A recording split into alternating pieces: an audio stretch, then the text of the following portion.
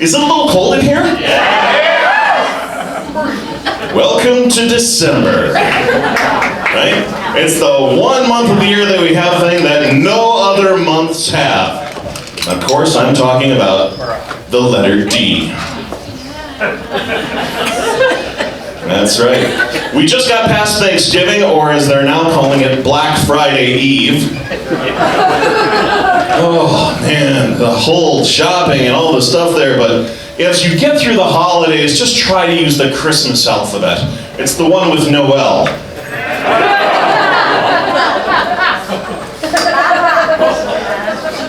I just got some cologne on Black Friday. It's just for the holidays. It's called O Tannenbaum.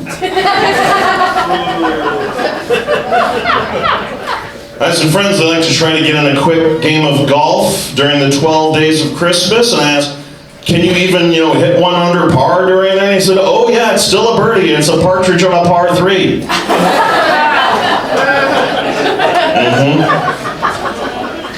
And I just got a little side job. I'm installing the nativity scenes out in front of churches, the major scenes and stuff.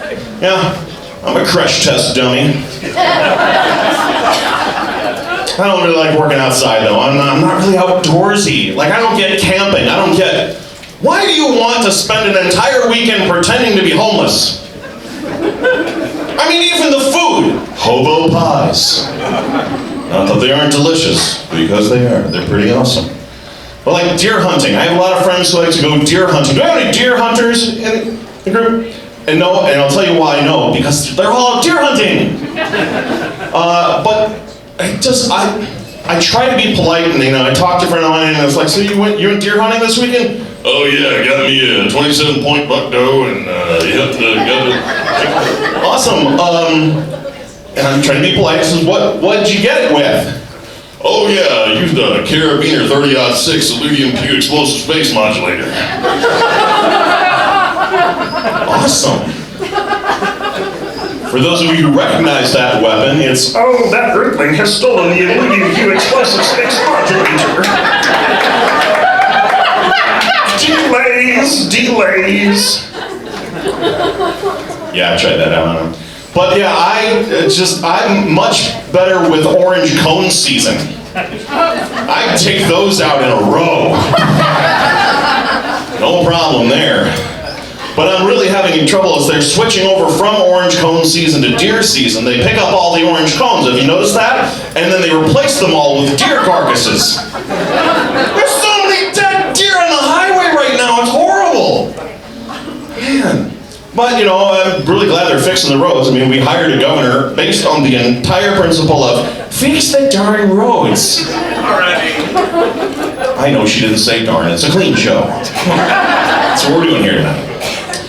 But we hired her as governor on fixing the roads, and we approved recreational marijuana, and I say, we gotta get these two crazy kids together.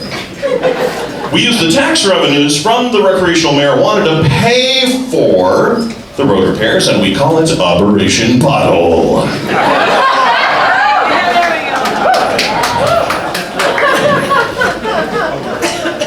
I took a road trip, I went up north, I was in the UP, and I gotta tell you, the outdoorsy stuff just doesn't get to, I'm not good at it. Roughing it for me is having coffee from a gas station. I was in the UP, I got coffee from a gas station, and I can tell you, it was terrible. It was awful. But what was worse was the marketing on the cup. The cup said White Bear Coffee, and there's a picture of a polar bear. That's a bad marketing campaign for coffee.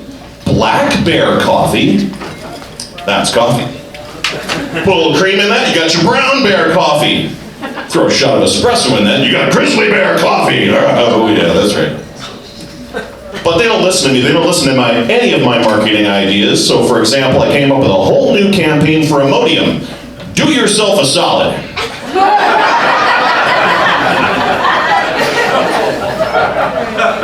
They don't listen. Yeah, I don't care. I joined one of those networking groups that's in your neighborhood. I don't know if you've been to this. There's the Nextdoor app, and there's the Facebook has the networking groups and stuff for your neighborhood. And I saw this in our neighborhood the other day, and people are always posting lost pets and things. This was the opposite.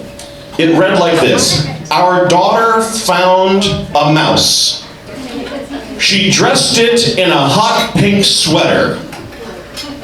The mouse escaped while wearing the sweater. It's not a pet. We don't want it back. That was the greatest post I had ever seen on the Nextdoor app, because all I could think of was that mouse going back to the little mouse friends, you know. I'm like, hey, that is a nice sweater. Where did you get that? Talbot's? Kohl's? Target? Where? And the friends who really care. So, what's with the sweater, Carl? One thing that I really hate about doing stand-up is that sometimes I forget to give you a part of the joke that really is important later.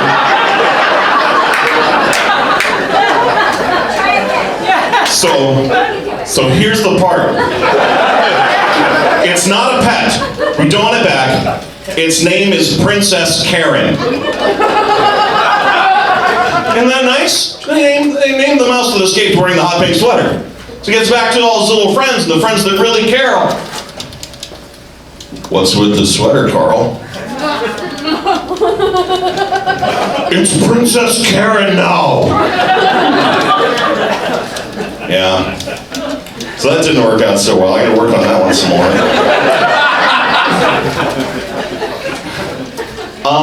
Here's something. Last year, I lost about 40 pounds. Thank you. I found it. Turns out it was in the fridge. The whole time. And the pizza guy will bring you more. I don't like getting older. I'm getting older now, and like, for example, I passed a cop on the highway on my way here. I thought kidney stones were uncomfortable.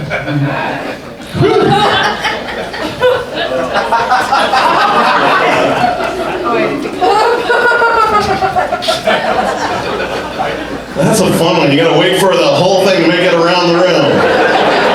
What did he say? He said he passed a cop. Got it. What did he say? Passed a cop. Got it.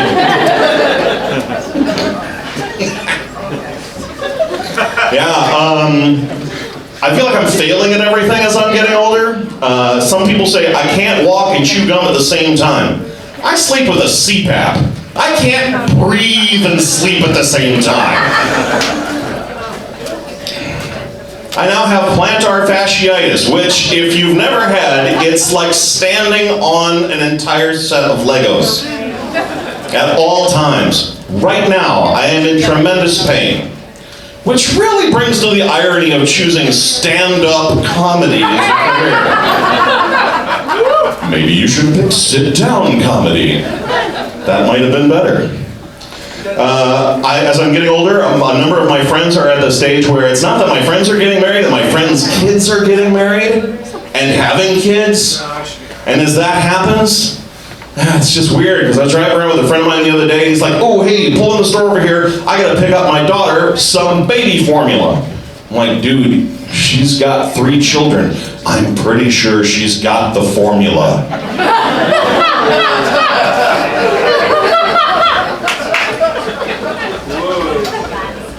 He says, yeah, there's twins in there, you know, womb mates. And they're conceived through in vitro fertilization. You know, test tube baby, a womb with a view. I'm really sorry. I have all these dad jokes, but I don't have any children. I guess that makes me a faux pas.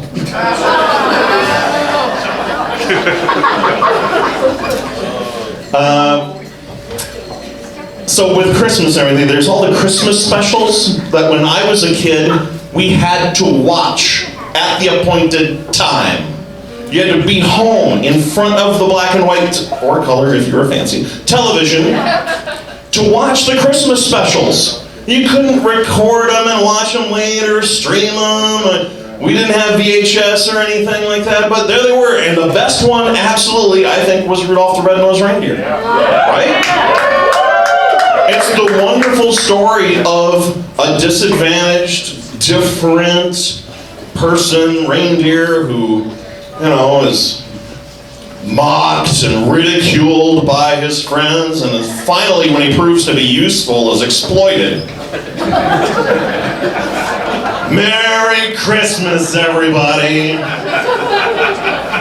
Okay. But I saw what they were doing. It's like, we're gonna teach all these white kids in the 60s and 70s how to respect differences, and how to be more accepting. And so they got Rudolph the Red-Nosed Reindeer, and then we got Hermie, the elf, who, what was his difference? I want to be a dentist. That's like the whitest difference you could possibly come up with.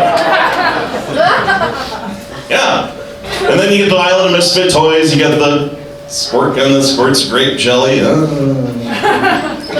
But of course, nobody wants to play with a Charlie in the box. What was it? His name was Charlie. Oh no, so different. And then of course you had the guy with the stocking cap and the beard and the flannel shirt, Yukon Hipster, that was his name. And it was like the token hipster in the thing there. Now everybody's dressed like that all the time now. I love the Christmas specials. But one of the things that I do is I sing with a competitive chorus, and we're gearing up. Our Christmas concert is coming up this Saturday. Thanks. I sing bass, and they don't ever let us sing the melody, except at Christmas. And it's only on one song. And it goes a little something like this. You're a mean one, Mr. Grinch. Your heart's an empty hole. Your brain is full of spiders. You've got garlic in your soul, Mr. Grinch.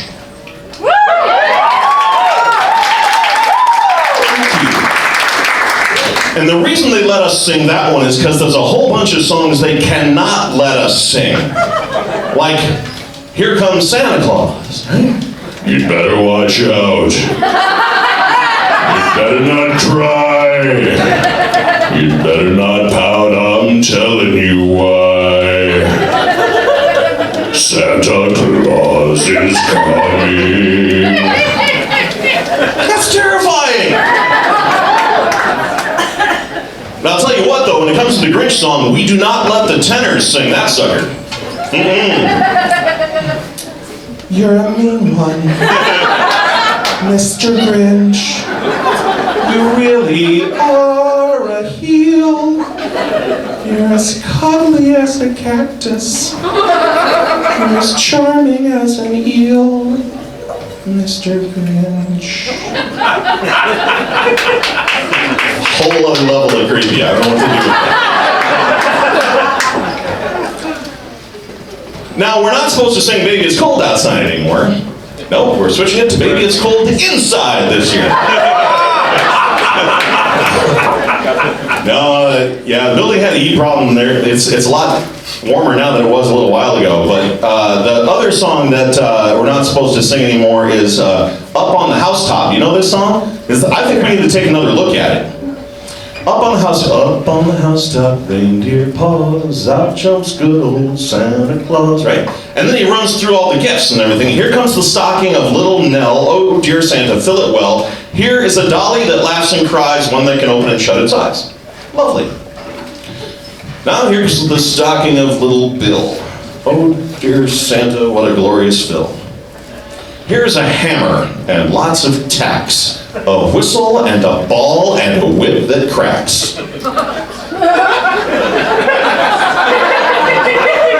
What kind of 50 Shades of Christmas is little Bill into? I'm gonna take another look at that one. Well, I'm gonna leave you here in a minute, but I gotta give you a few things just to keep things going here. First of all, a little pro tip, just a quick sound of applause, people who have kids. Maybe you saw this, I saw this on social media. The idea is that you wrap empty boxes and put them under the tree. And anytime your kids misbehave, you throw one into the fireplace.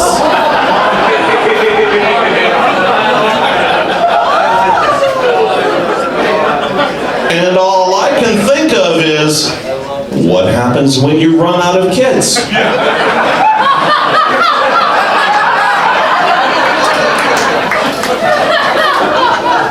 And that's why I'm a horrible person. Another thing is, I've got nephews, my wife and I have nephews, and they have asked, they're like 16 years old, but they're still asking for the same thing every year. They want a pony for Christmas. I'm like, guys, we usually have ham or turkey, but whatever you want. It's gonna be different this year. Finally, this is just a little safety tip for you. As you're getting ready to go to bed on Christmas Eve and you have a fire in the fireplace, make sure you extinguish that because you don't want to wake up to a crisp Kringle. That's it for me. My name's Brian Atkinson.